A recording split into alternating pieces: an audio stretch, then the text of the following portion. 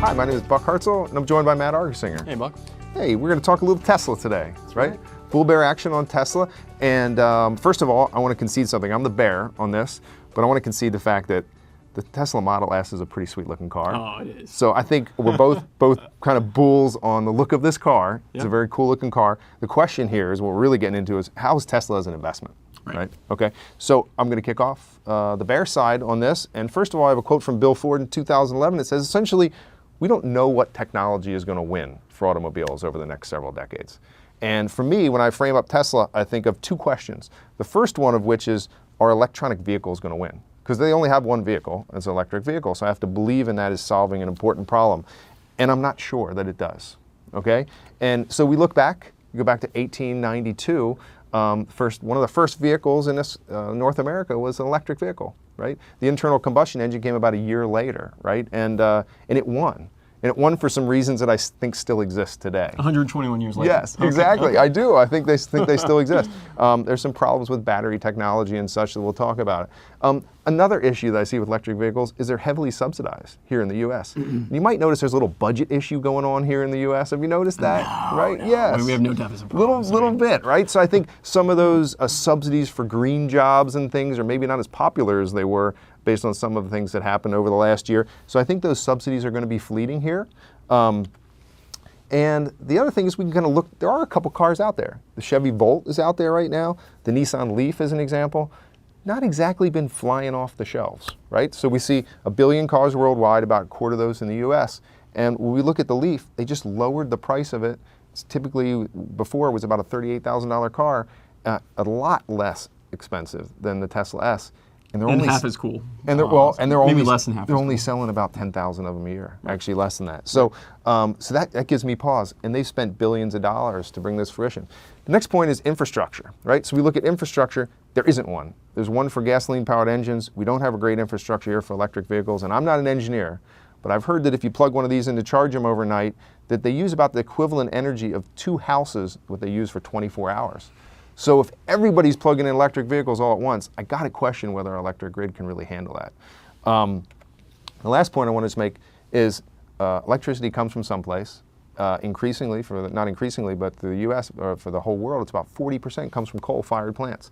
They produce twice the carbon of natural gas, and so the electricity they're plugging in is not exactly zero emission, right? As the way they're kind of proclaimed. So.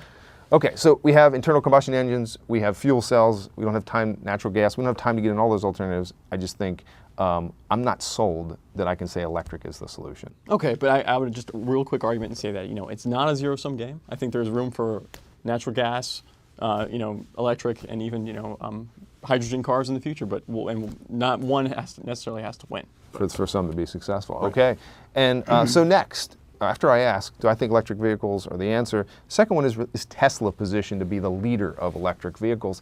And I have some problems there too, to be honest with you. If you look back, we had a long time ago, we had like 300 car companies here in the US. We're left with 3, sorta, and they haven't done that well. And there's a reason. This is a capital intensive business. And when I look at Tesla over the last 3 years, I look at, geez, they have 800 million plus of liabilities and only 85 million in cash.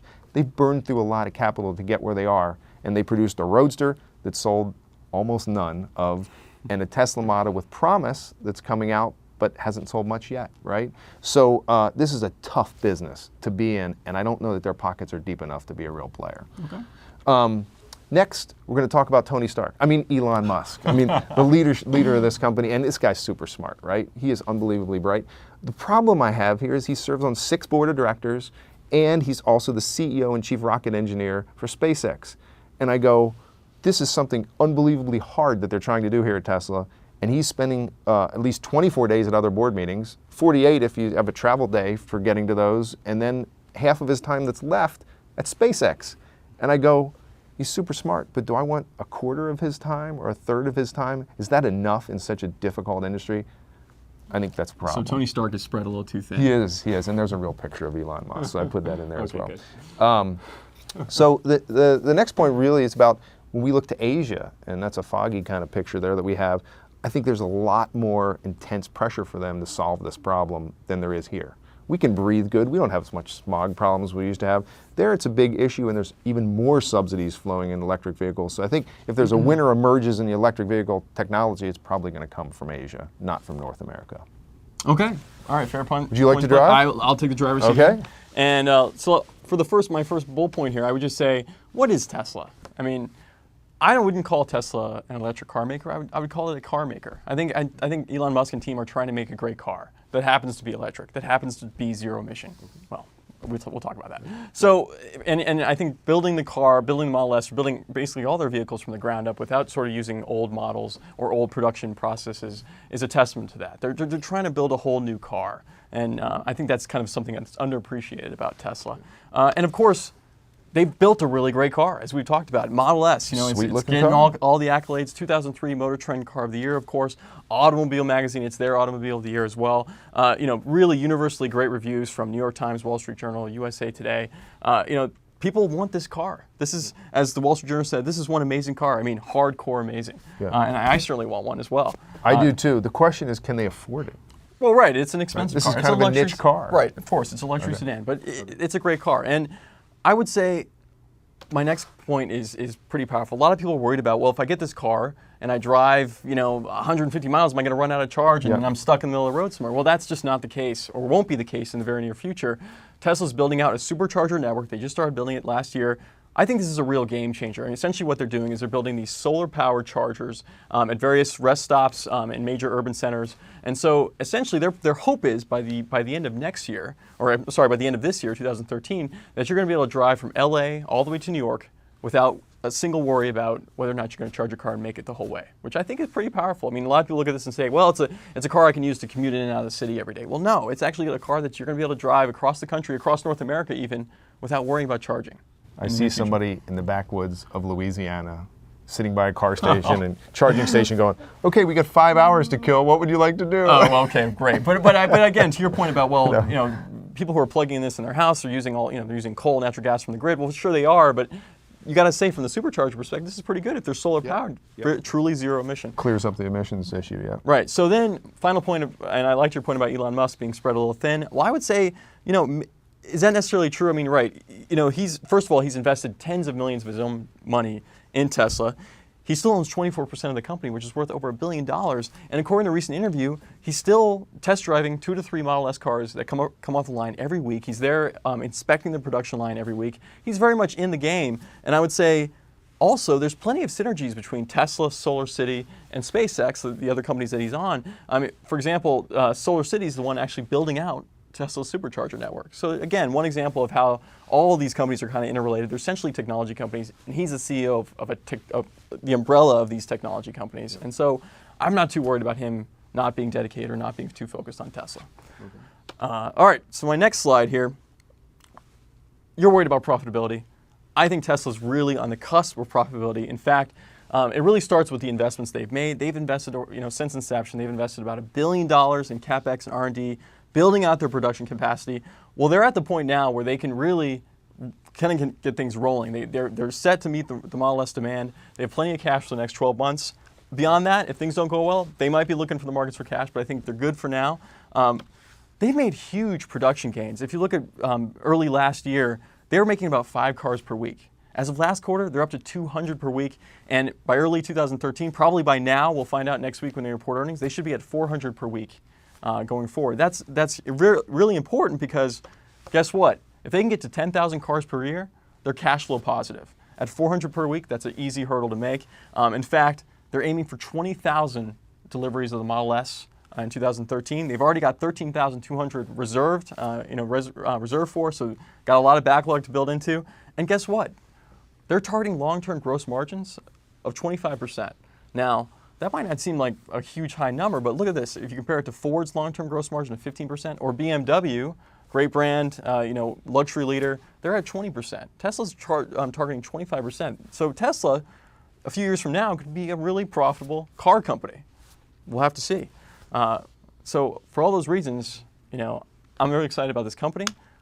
We'll take it to our summary slide, and since I'm the bull, I'll kick this off. I think this is a great rule-breaking car company, not necessarily an electric car, but again, they're in the electric car space. I don't think it's a zero-sum game. I think they're They can do just as well if Ford is doing well with the internal combustion engine. Tesla can do well with its electric cars in a specific market.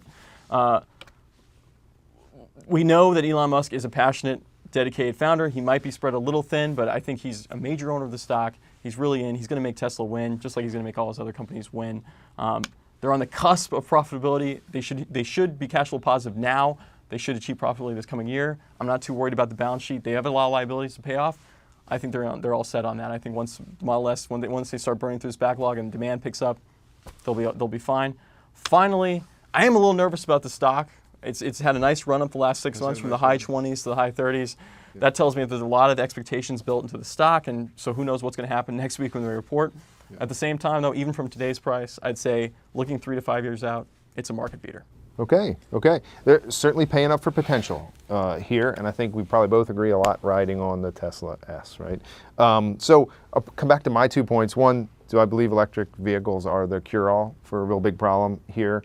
I'm not sold on that. I don't know which technology is going to win. I'm not bright enough to figure that out, but I would say I'm not sold on electric vehicles in general. And then when it comes down to Tesla itself, as we mentioned, Elon Musk, super bright. I just don't know in something that's so difficult that you win with somebody who's partly dedicated to this, even though, as you mentioned, they have serious skin in the game, right? But they've got a lot of pans on the fire.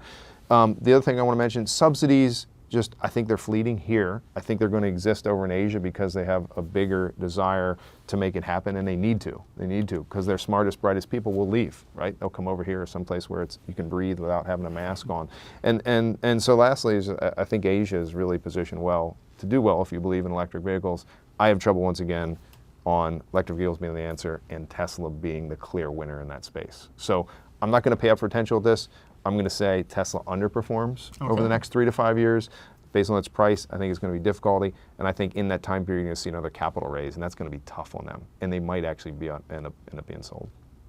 All right. Well, fair points, Buck. So there you have it. There's our bull and bear on Tesla. I would say it's fair to say that we're both bulls. 2 thumbs up on the car. Very cool on the Model S, and kind of bulls on Elon Musk, Tony Stark. Great, smart, brilliant guy. Absolutely. But of course, we have divergent ideas on Tesla as an investment. Yep. I'm a bull. I think it's going to outperform the market over the next 3 to 5 years.